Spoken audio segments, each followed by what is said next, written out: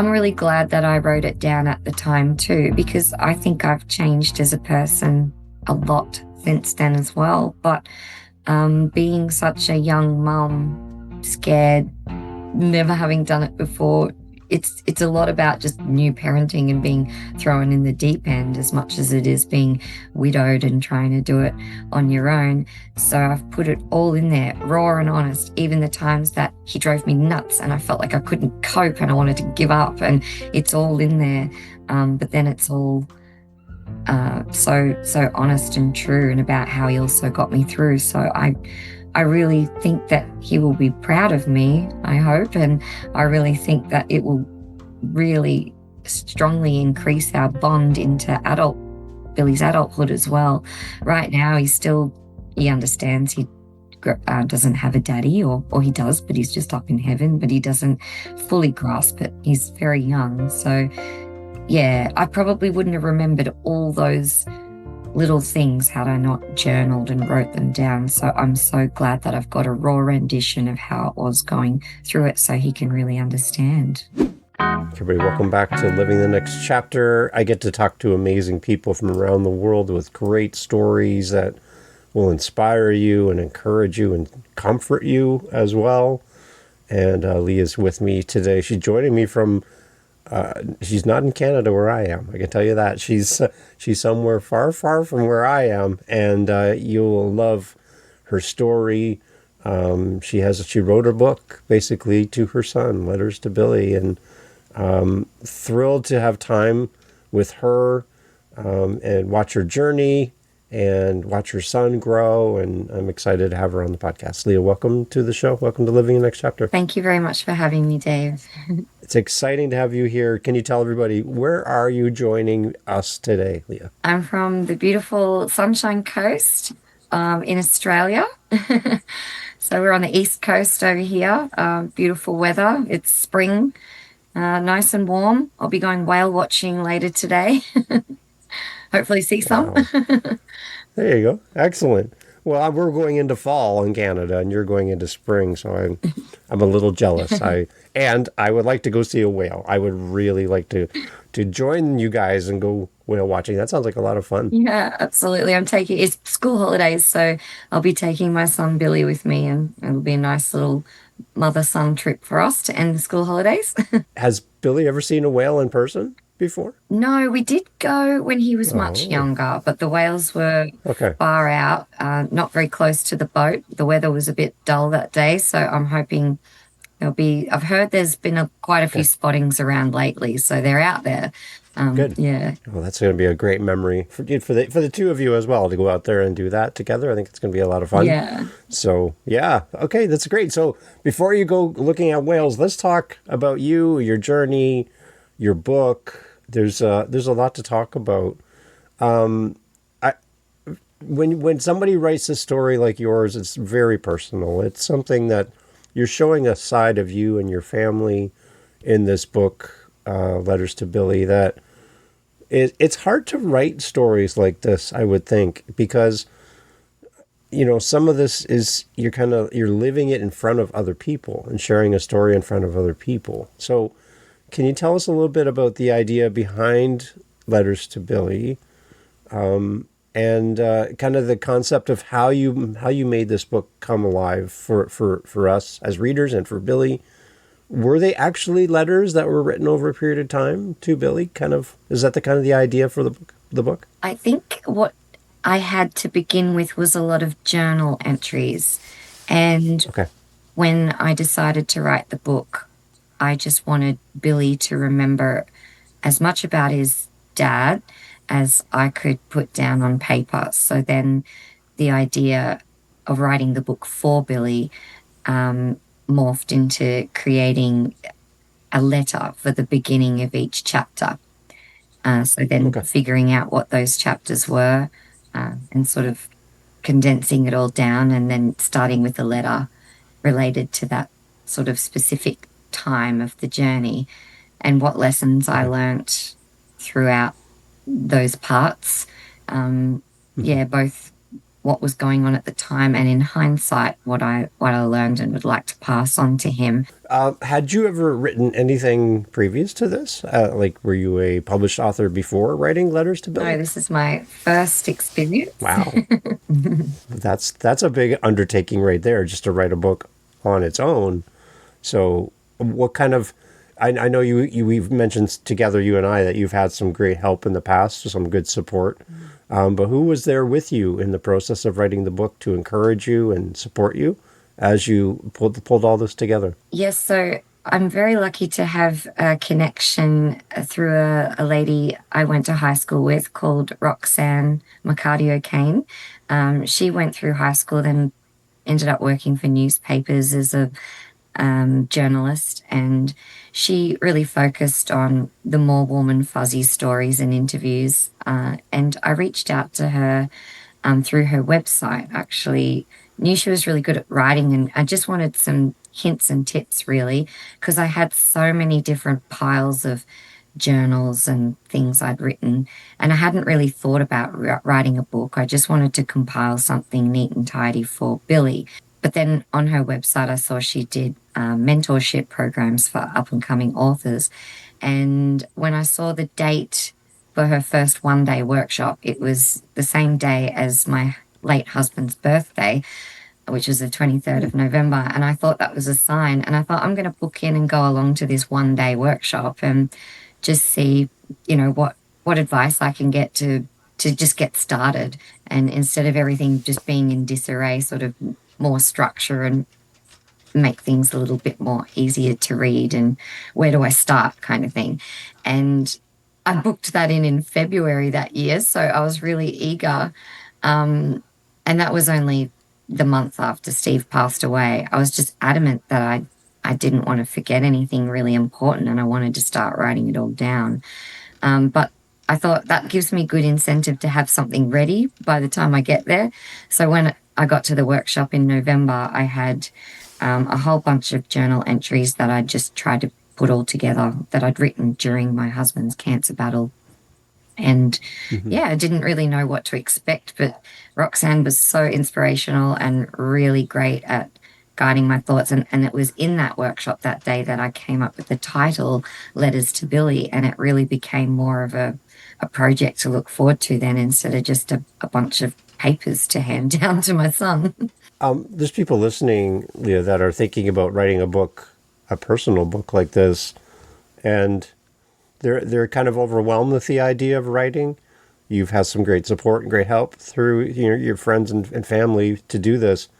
But if you could help that author that's listening, who is saying, "I would love to do this," I don't know. I don't know if anybody would be interested in this book idea that I have, but you've done it, and there's somebody that I want to honor with telling their stories and keeping their memory alive.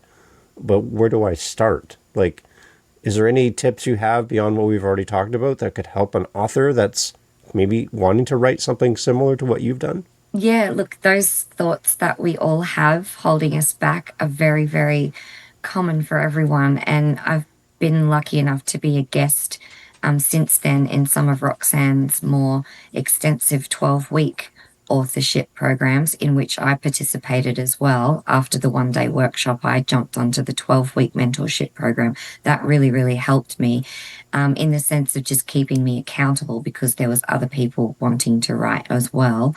And just jumping onto those weekly Zoom meetings and connecting with those other potential authors was really, really great at accountability and keeping you motivated. But aside from that, the thoughts that we all have, oh, who's going to want to listen to my story? It's probably the same as someone else's, or, what makes mine unique? I was thinking, I just want to keep it private for Billy and myself. I don't really need the world to know. But as I was going on and I was getting the feedback and the interest from everyone in the group, there was lots of different elements of my story that people can relate to. And it became more. Roxanne used to always ask us, what is your why? Why do you want to write this? At first, I thought it was just for Billy and me to to preserve those memories. But later it became much more because people were starting to say, oh, my friend could really use that story. She's going through this. Or, oh, that is so similar to what happened to me. And I love the way that you've said that because I was never able to articulate my feelings. Or, so just Yeah. little things like that, you realize, wow, that really can have an impact and help other people who are really unsure. So that changed my whole reasoning, and I was encouraged to do so, and I'm very glad I did because of the feedback I got afterwards. I thought, oh, it's just my story about my husband, but it's so much more because a lot of other people are going through that journey, and cancer has touched so many families and people, and doesn't matter whether Yeah. you're a single parent or a widowed lady or a man. Yeah, a lot of people can resonate. What changed for you? How did writing this book have an impact on you as the author as you went through the process of, working through this, creating the book, working with Roxanne? But what changed for you in the process? How did it help? Yeah, I have always thought journaling really helps me to just get my feelings out on paper and process.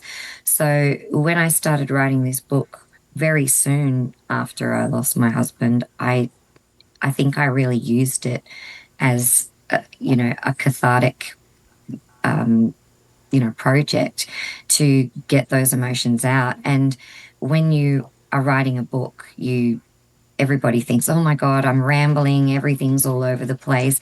And it was quite a process. There's a lot of it that gets culled, but that was all very relevant for me. All the stuff that didn't make the chapters of the book after publishing it to the final project was really great to get everything out and then to draw back on what's really important to leave in there and what's going to be important for Billy to read and what's going to be important for lessons I want outsiders to take from the book as well. So it was really, really interesting going from a real personal project to something much bigger, which I never expected, which was a really beautiful thing. Yeah. Let's talk about your husband. Let's talk about how the two of you met. How did you meet each other? And let's start with that. I'd like to hear that part of the story as well. Yeah, it's a little bit of serendipity, and that's one of the chapters in the book because we were always very nearby each other.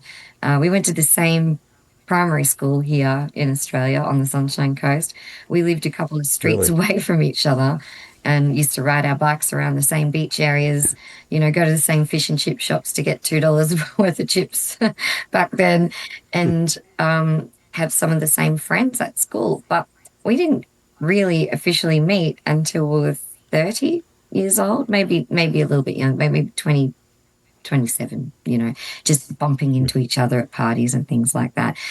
We really came together because of music, I would say, because my brother, my whole family is very musical. I was a singer and I performed in covers bands here. And Steve was into his heavy metal and he was a heavy metal vocalist.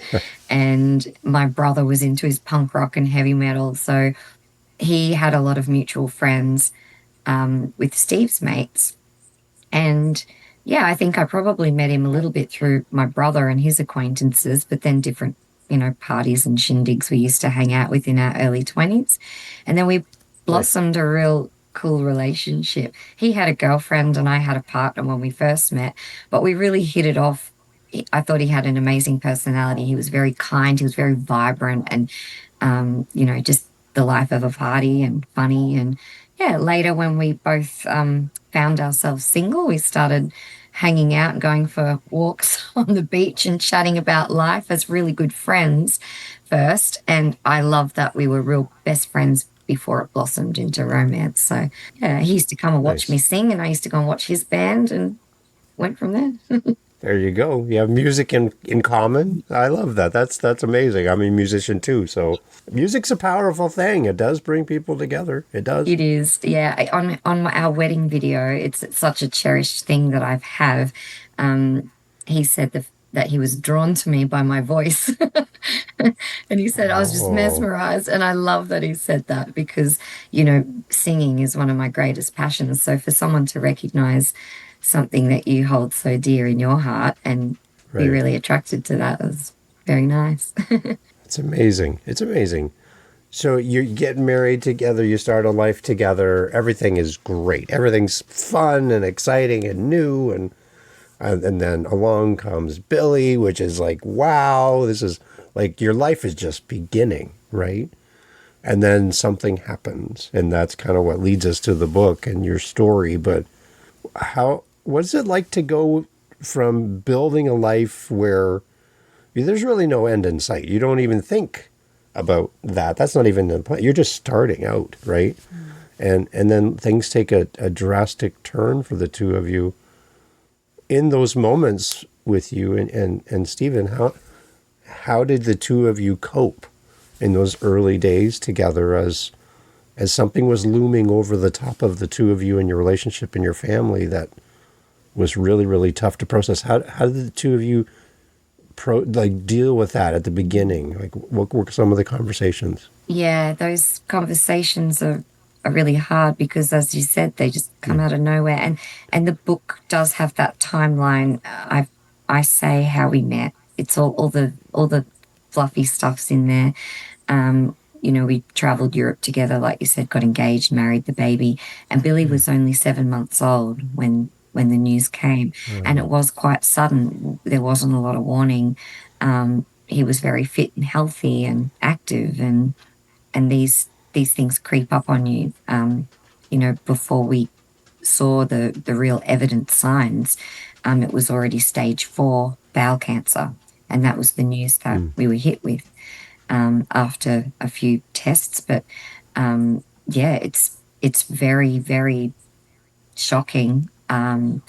You're sitting in that room, and the whole world falls from beneath your feet, and you're trying to be right. really strong for each other. And I think we're both those kind of people, um, kind of holding it together for each other. Um, but there's heavy chapters in the book that go through that actual day, the diagnosis and our feelings. You feel really numb, and you don't really want to say anything because you don't want to accept it at first. And you, of course, with any cancer, you're still going to fight and have hope. So it was that really uncertain. Even the whole journey, you've still got a bit of hope there. So yeah, you're hanging on to hope. But I think we got through it with humor, the two of us. Obviously, at the very beginning, it's really hard, but throughout the journey, and it was only a short journey, to be honest, 7 months of treatment. Wow. But Steve was incredibly humble. You rarely hear him complain. And it wasn't that he was bottling it up. I just think we had a silent understanding because of the closeness of our relationship. And we just knew when to bring in a bit of light-hearted humor and lift each other up. And sometimes Steve would do Yeah. that to me completely unexpectedly, and those things saved me, amazingly, when I would be ready to break down and say something heartfelt, and he'd just do something silly in that moment. And I'd just be like, oh my God, we're still there, we're still us, and we can get Yeah. through anything together. And I think, as corny as it sounds, love is what gets you through. You are doing the best you possibly can for that person, and you know that you're supporting each other in the best way possible. And in hindsight, you're like, I was there the best I could be for each other. And yeah, I never saw him Yeah. lose his temper. We just had to be, yeah, patient. It was hard. Hmm. And on top of that, you have your relationship with Stephen. Stephen has Billy. He's a dad, like a new dad. Like he's got everything's new, Yeah, right? everything's In really these new. moments, Yeah. right? And it has to be frustrating for both of you, from both of your points of view, that this came to your family. This was not something anybody would wish on anyone to walk through these doors. But just in the moments of frustration, Did Stephen share with you kind of what his hopes were for Billy in the future and all that? Did you have time to kind of go through that and process that together and what life would look like for Billy down the road? Yeah, it's one thing difficult was, I think, you know, the very first thing that Steve ever said after diagnosis was, I won't get to watch young Bill dogs grow up. And that's what we called Billy at the time, Bill dogs, just a little nickname we Nice. had. And that, you know, that one sentence was what really, really just broke me, because Yeah. Steve so badly wanted to be a dad. He'd be the best dad, and he only got to do Yeah. that for such a short time. I know without him having to tell me, what he would have wanted for Billy. We were adventurous. We went camping together. We went kayaking. We went fishing, 4-wheel driving. Yeah. We would have done all of that with Billy. I know that Steve did a bit of martial arts. He used to do surfing. He played football. We were right into our AFL, which is Australian Aussie Yeah. rules over here. Yeah. And, Yeah. we followed that, wanted Billy to play, and also being musical. We want Billy to be musical. Yeah. And we always joked that we had a bass player in my brother. Steve played bass and guitar. I sang, we need a drummer. So Billy's Yeah. going to be a drummer. And as it turns out, my mum's new partner, he's a drummer. He's got a drum kit. So when he goes to grandma's house, he's been having a bash and he's actually quite good. He's been playing a bit of Queen, We Will Rock You. Oh, And well, he was come actually getting on. it in time and really good. So I know that, Steve and I did briefly touch on those things, and that's what he would have wanted. Just a life rich, full of adventure and activity and giving everything a go. Yeah, and hopefully give him that musical passion that we had as well. But it was hard for Steve to talk about that stuff. The one thing that I Right. think was hard for him was when it comes to Billy. So I didn't also want to pry too much. So, I tried to get him to write stuff out, but Steve was so positive and adamant that he was going to beat the cancer at some point that he's like, no, no, no, I don't want to address that yet. And I think it all escalated and happened quickly that maybe he didn't get to leave as much Yeah. as we thought. But like I said, there was so much unspoken that we knew without him having. And this book is a way to keep Stephen's story alive for Billy. I'm sure that as he grows and as he understands later on, as he gets bigger, that what's happened, and I think this book is going to be one of those cherished things that's going to grow up with him over time too. What about the idea that you write all these things down, you create the book, it's done, but then a flood of new memories and new things come to you. You're like, oh, I didn't even think about putting that in the book. Did you experience that at all once it Yeah, was that's complete? very Right? interesting because when I jumped on to a recent Zoom meeting in Roxy's writers mentorship Yeah. program, the ladies were asking that too. They were, what if I want to change it? And I sort of say, well, at the time, what you put down on paper, if you're really writing from a place of authenticity and truth and honesty, it doesn't even matter if your thoughts change later because that was what was important to you and relevant to you at the time. Those thoughts and emotions were how you felt at the time while it was happening. And those are the things that you remembered first. And obviously, our brains have a way of preserving that sort of thing for a reason. So I don't have any regrets trying to change because as you're writing, it can be a very long process. It took me over a year, which is pretty quick, I think, compared to some people as well. They take years to write their book. Yeah. But Yeah. you could keep doing that all the time. Oh, I want to change this. I want to change this. And I think you just have to trust the process. And if there's that much left out, you can always write another one, right? There you go. Yeah, you could. Yeah, and then You maybe, could. the next one can be more lighthearted about more of those funny tales and, you know, other memories. But I always say to people, look, you can't keep chop and changing forever, although the editing process is very hard. That's the hardest process. The hardest process isn't writing it all out because I had so much content. The hardest part is culling it and bringing it down and Yeah. picking the parts. My book's still quite long and is a big read. So there's still plenty more I had on top of that. So the editing process Wow. is much harder, but just put everything down. Just don't stop, don't hold back. Don't worry if your thoughts are all scattered because there's some really good editors out there, copy editors in the publishing process that will really help you with that bit as well. So as we're talking, there's people that are listening to this, and this is a very similar path that they're on or have walked or about to walk, and they're hearing your words going, my gosh, does she sound strong, and like she's really worked on this, and that you've lived through some really tough days, and they're maybe just starting these tough days personally. Maybe they have a diagnosis that they've just had for their family member, and they don't know how to get to the other side where you are today. And I know it's an ever going, always happening thing. It doesn't just go away. But for that person that's listening, Leah, that's like your book's going to be a great source of comfort and a great resource to have for them. But if you could speak to them, maybe like in that hospital room or in that doctor just after that doctor's appointment, what kind of words of comfort, help, healing could you offer to somebody who's maybe on a similar path than you've been on?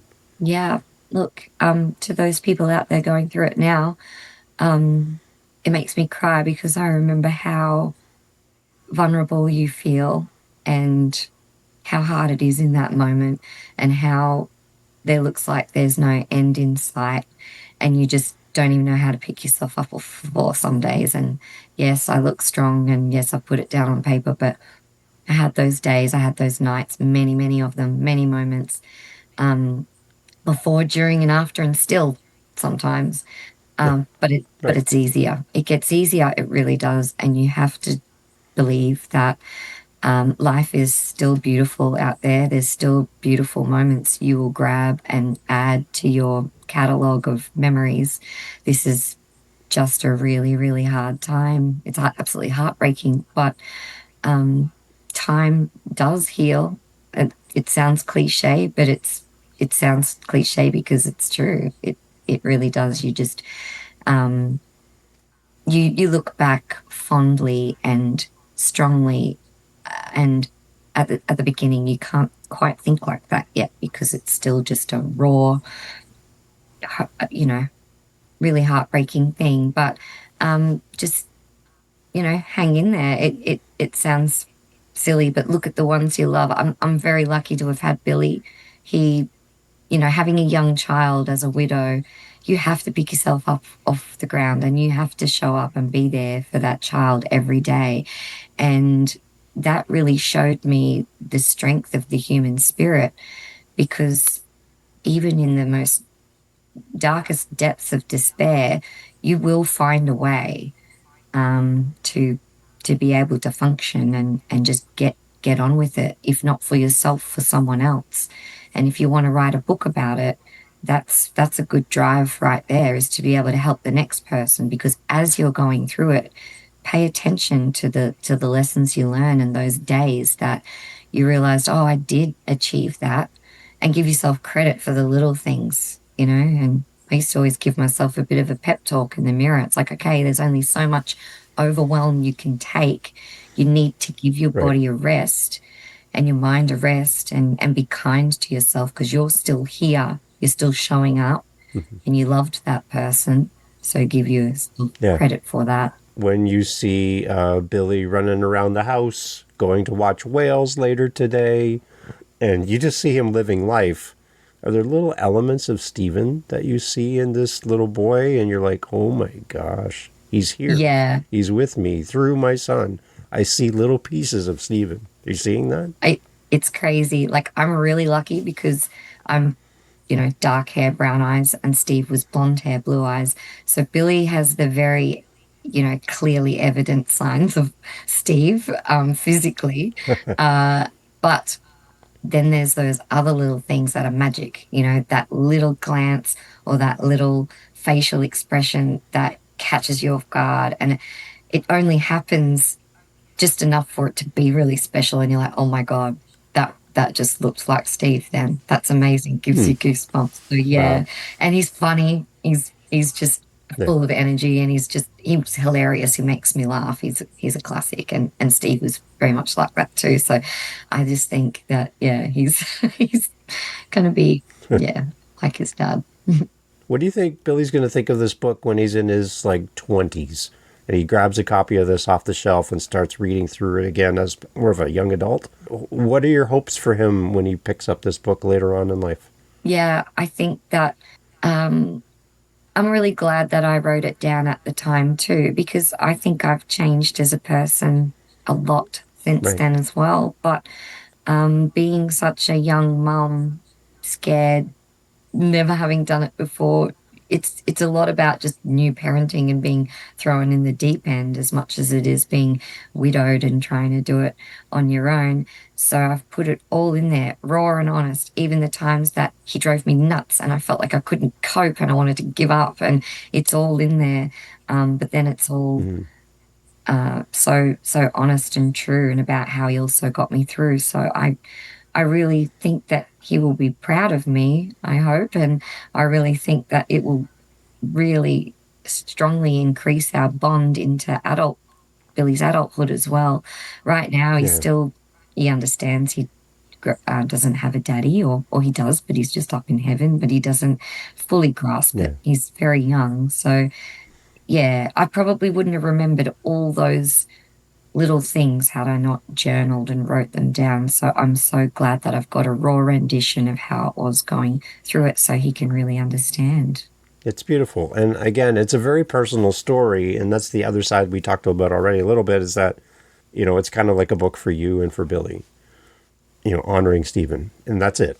Like, but the fact that people are reading it and responding, I was reading some of the comments on your website from people that have read the book, and they're powerful comments. Like you really have reached out beyond your family with this story and helped a lot of other people to kind of they found something in the story that's helped them. What does it mean for you to hear that kind of feedback, being such a personal story, when other people start reaching out going, oh my gosh, this really helped me? What does that mean for you as the author?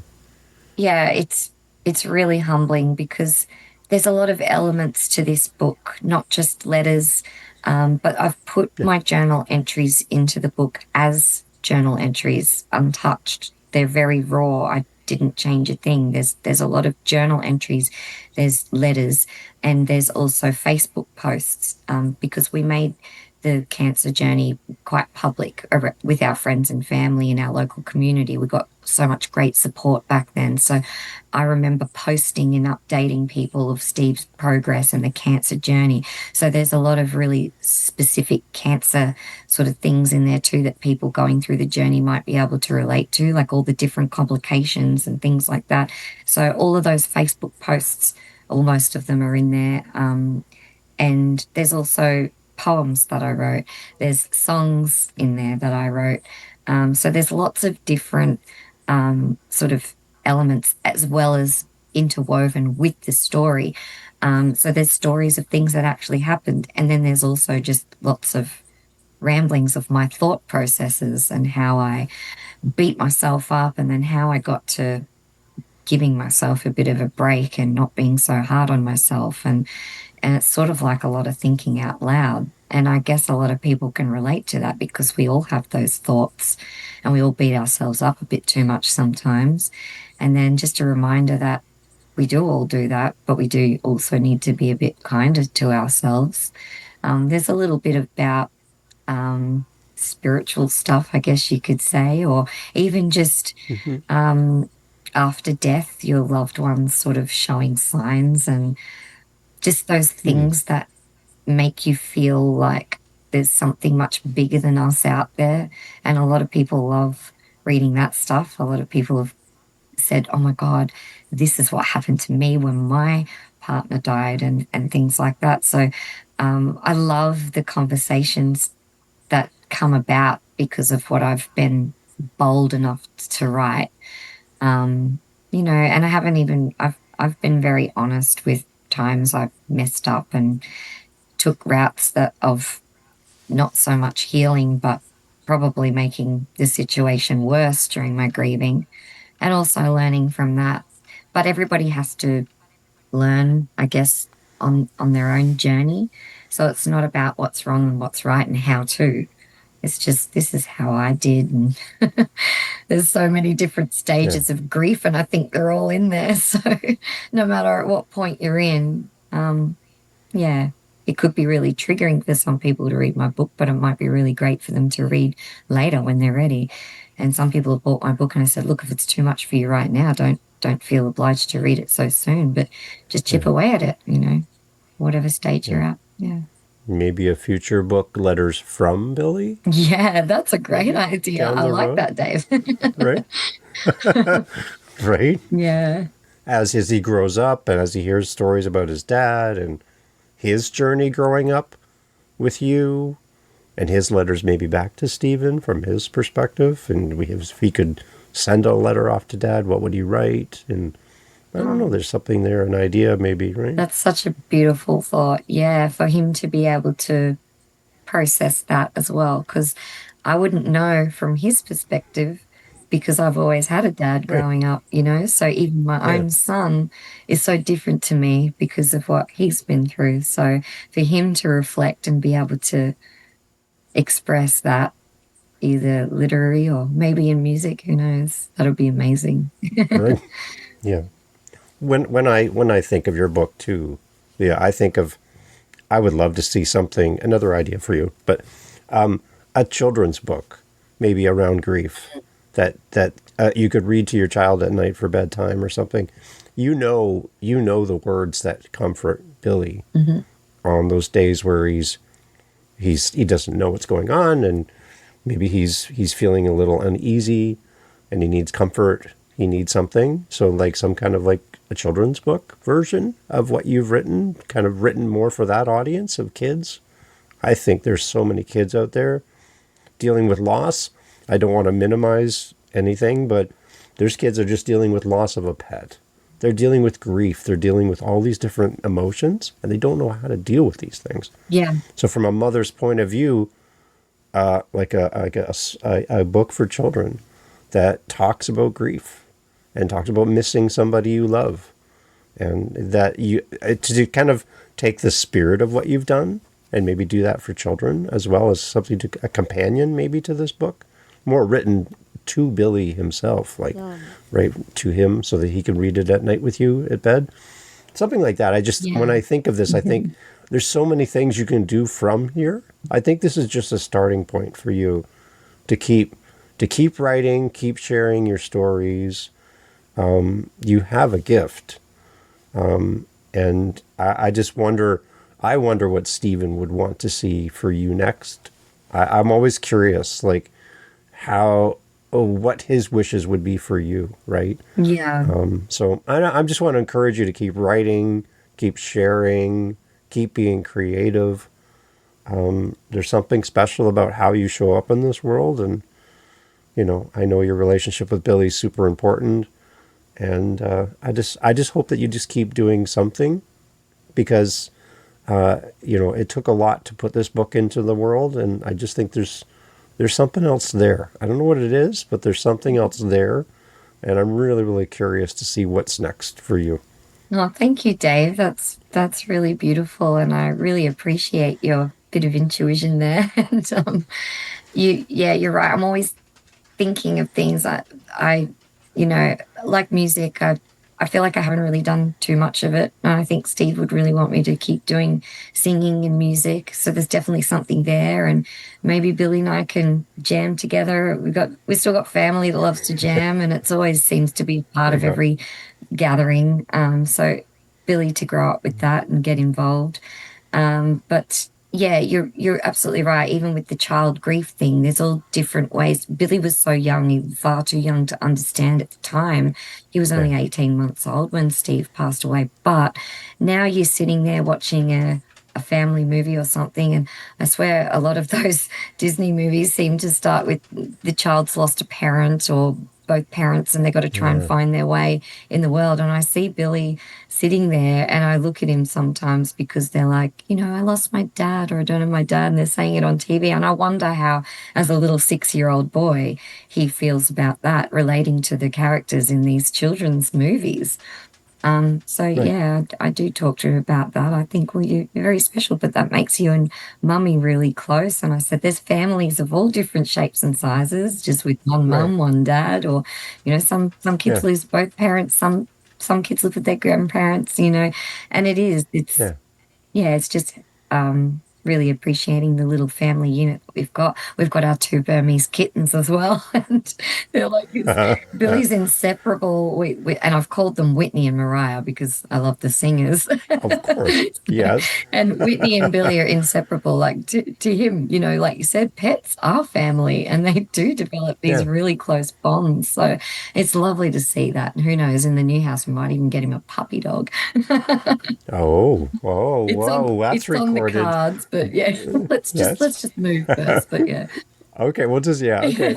Well, again, you're gonna go see whales Yes. today, later on today, and that's a family pod, right? Yeah. They travel together. Yeah. They're always together, and True. maybe one of the whales gets lost or something, Yeah, right? And that's there could be a another. story there, and you could talk about loss and Yeah.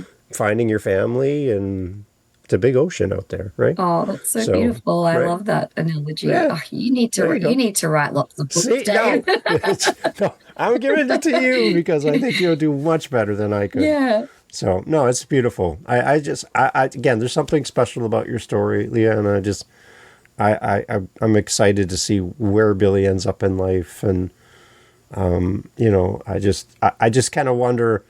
I have no idea what happens after we're gone. I don't really know. I don't really have the answers to all that, but there's got to be some way, wherever we end up, that we have some way to check in on our family and loved ones. I can't imagine there's not a way to do that. That's my hope, I guess. So if that is a true hope, that is possible, I'm sure that Stephen is thrilled. Yeah. Is thrilled with what's happening and his story continuing, his son growing up in a loving home, and whales. All these great things are good things, right? And I'm sure every time that a guitar is strummed or a drum is hit, there's that's life, right? Music is That's life. right. So I'm sure that just kind of keep that music alive in your home. I love That's it. right. It's It's in your great. heart and your soul, those things. And yeah, that's what it's very important. And yeah, no one knows what happens afterwards, but we all question it. And hey, Yeah, it's nice to have any kind of faith or any kind of hope as well. And we always want to do good for them as well, whether they're here or not. A lot of times I still talk right. to Steve going, see, we're doing great. Like, aren't you proud of us? Yeah, So we're doing it. I love it. Okay, before you go whale watching, let's talk about the website. Where can we send people to get more about the book? Maybe there's new books in the future, as we've been chatting, but where to go to stay in touch with you as well, Leah? Where would you like to send the listeners? yeah, at the moment I've got my website, which is www.letterstobilly.com.au. And Billy is with a Y, Billy. So yeah, www.letterstobilly.com.au. And you can subscribe to a newsletter. You can get in touch with me if you want to drop me an email. You can purchase the book and I'll post them out. I can post them internationally. So yeah, drop us a line. And maybe, and the reason why I'm pushing so gently that you continue writing is because I selfishly want to have you back in the future to have more conversations. That's the reason why. Yeah, Is I want to celebrate the next thing. the next. And it's living the next chapter, right? It's the name of the show. So I'm in trying to encourage you that I just want to have more time with you. So if and when you do that, I would love to have you come back, Leah, and talk about the next thing you're working on. Yeah, I'll always keep a door open for you, okay? that's a very good incentive to come back and chat to you, Dave. So that's making me pull my finger out and get something, get some of those ideas happening. There you go. Yeah, no, I I love love it. writing. I love creating. So I'm sure there'll be something. I'm always up to something. I keep myself busy. That's good. Enjoy the whales later today with Billy. I hope he sees many, many whales, and it's like one of the big pivotal moments for him growing up. That's a beautiful thing being a parent, is you get to arrange these beautiful events and you just hope and pray that the whales show up. But you're like, oh, but this is going to be a memory he's going to keep with him, and these memories shape his future. So you never know, right? So I'm hoping for a great, beautiful day together for the two of you. It'd be great. Thank you so much. Yeah, me too. It's been such a pleasure being on your show. Thanks so much, Dave, for having me. Yeah, you're a wonderful guest to talk to. And again, thank you for writing this book. Thank you for sharing this story with all of us. Again, very deeply personal, but it's going to help a lot of people, and it already has. So thank you so much, Leah, for being here and being part of the show. Thank you. Excellent. Everyone, all the information, as always, in the show notes. I'm going to ask you to do this because we always do this. When you buy Leah's book, Letters to Billy, please leave a beautiful review as well. Write down the thoughts that come to you as you read the book and put it into a review. I know Leah would love to hear this. And it continues the story, keeps the story alive. More people will find it because of your thoughtful review. So wherever you buy your book, please leave that review. I think people need to hear your thoughts. Leah, thank you so much for doing this. Be safe out there checking out the whales. And again, I'll just keep the door open. Come back anytime. Love to have you back. Thank you. Bye, Dave. Excellent. Hey, thank you so much again for pressing play. As you've heard, great guests on the show. And one thing you didn't hear in this conversation is what? What did you not hear? Think about it for a second. That's right. Not a single solitary commercial for a mattress or a supplement or a whatever you call it. No. Why? Because we don't want to break up the conversation with commercials. So the fact that you're still here means that you are a fan of the show, I'm assuming. So if you want to help to keep the podcast going and to make me feel really happy, all I really care about is coffee, okay? I just got to be honest. I love coffee. I'm drinking one right now. It's starting to get cold. I need to warm it up.